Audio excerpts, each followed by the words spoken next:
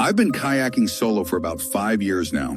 I'm experienced enough that I don't stick to the marked water trails anymore, which is probably what got me into this situation in the first place. This happened last June in the Atchafalaya Basin in Louisiana.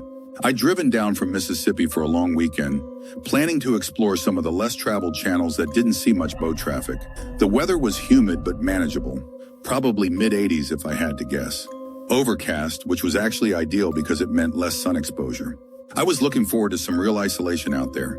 I was maybe 3 hours into the paddle, deep in this maze of cypress trees and narrow waterways, when I came to what I can only describe as a fork in the channel. The main waterway split into two paths. The left looked wider and clearer, the kind of route I'd normally take. The right was narrower, choked with fallen branches and water plants, but it curved in the direction I wanted to go according to my GPS. I decided to take the right channel, figuring I could always turn back if it got too tight. I paddled slowly, ducking under low-hanging branches, pushing aside curtains of Spanish moss. The water was murky brown, and I couldn't see more than a few inches below the surface. After maybe 20 minutes, I came around a bend and saw something that made me stop paddling. There was a rope stretched across the channel, tied between two cypress trees about chest height above the water. It looked intentional, like someone had put it there recently. The rope itself was new, bright yellow nylon that stood out against the dark water and trees. I sat there in my kayak, drifting slightly, trying to figure out what it was for. Some kind of boundary marker? A fishing line setup? Then I heard the sound of another boat motor somewhere behind me. I looked over my shoulder but couldn't see anything through the dense trees. The motor sound was coming from the direction I just paddled from. I turned back to the rope. There was enough space underneath it for me to duck down in my kayak and pass through, so that's what I did. I laid almost flat, pushed off with my paddle, and glided under. As soon as I was on the other side, the rope suddenly dropped into the water with a splash. I jerked upright and spun around. Someone had cut it or released it. I could see the ends floating on the surface. I scanned the trees on both sides of the channel but couldn't see anyone. The motor sound had stopped. Everything was quiet except for the usual swamp sounds, birds, insects, water lapping against my kayak. I grabbed my paddle and started moving faster, wanting to get away from that spot.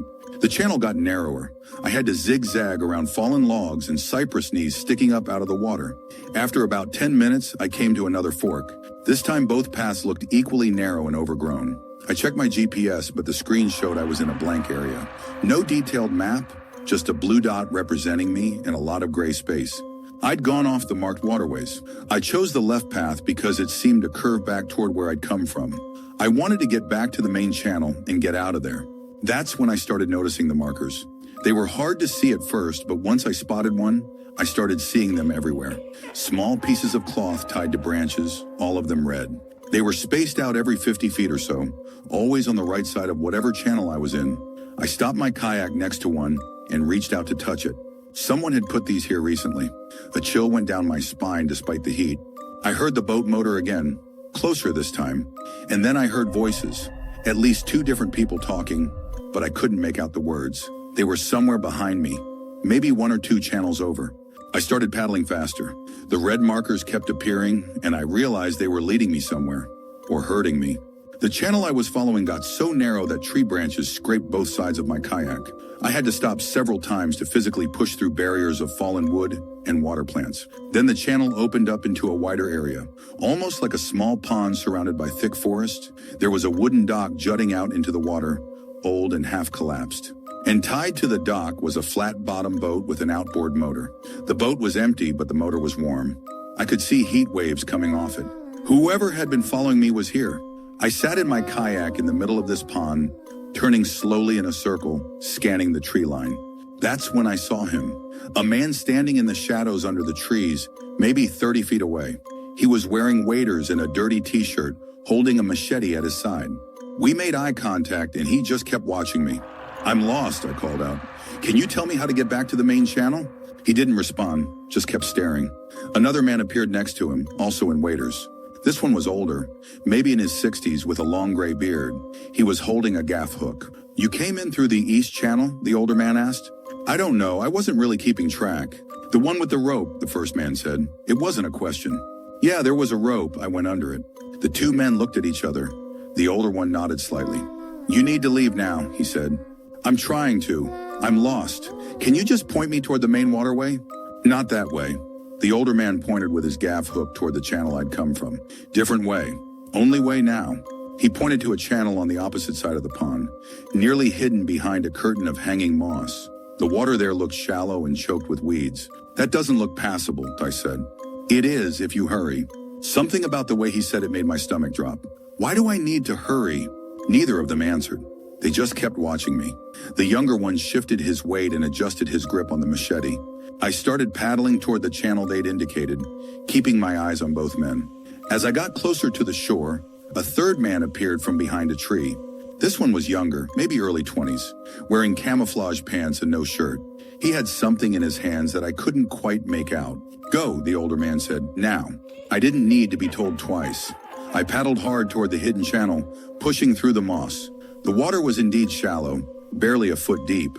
My paddle scraped the bottom with every stroke. I looked back once and saw all three men still standing there, watching me go. The channel was a nightmare to navigate. I had to get out of my kayak twice to physically drag it over submerged logs. My legs sank into the muddy bottom, and I kept thinking about alligators and water moccasins. The trees here were so dense that it was darker than it should have been for midday. I lost track of time. I lost track of direction. My GPS was useless. After what felt like an hour but was probably 20 minutes, I heard the motor again. This time it was much closer, and I could hear it moving fast. They were following me. I pulled my kayak behind a large cypress tree and crouched down, trying to make myself invisible. The motor sound got louder, then passed somewhere to my left. I waited in absolute silence for 5 minutes, 10 minutes. The motor sound faded. I started moving again, slower now, trying to be quiet. That's when I noticed the water was moving. There was a current now, pulling me along. The channel was getting wider and deeper. I started to feel a glimmer of hope. Current meant water flow, which meant I might be getting closer to a main waterway. Then I rounded a bend, and my hope evaporated. There was a net stretched across the entire channel. Not a fishing net, a barrier net, the heavy-duty kind used to keep boats out of restricted areas. It was secured between trees on both sides, and it went all the way to the bottom. I couldn't see any way around it or under it. I sat there staring at it, my mind racing. I heard movement behind me and spun around. There were 2 kayaks coming up the channel I just traveled down. 2 men paddling quickly, the same 2 from the pond, the one with the machete and the older one with the gaff hook. They stopped about 20 feet away from me. You didn't listen, the older man said. Listen to what? You told me to come this way. We told you to hurry. You didn't hurry. He said it like I'd failed a test. What do you want from me? The younger man with the machete smiled. It wasn't a friendly smile. Everything in your kayak. My dry bag with my wallet, phone, and car keys was secured behind my seat. My cooler with water and snacks was in front of me. That was basically everything I had. Just take it, I said. I'll leave it here. Just let me go. Can't do that, the older man said. You saw the dock. You saw our boat. You know where we operate. I don't know where anything is. I'm completely lost. That's the problem, the younger man said. You got lost in the wrong place. They started paddling toward me. I looked at the net behind me, then back at them. I had maybe 10 seconds before they reached me. I did the only thing I could think of. I stood up in my kayak, grabbed the top edge of the net, and tried to pull myself over it.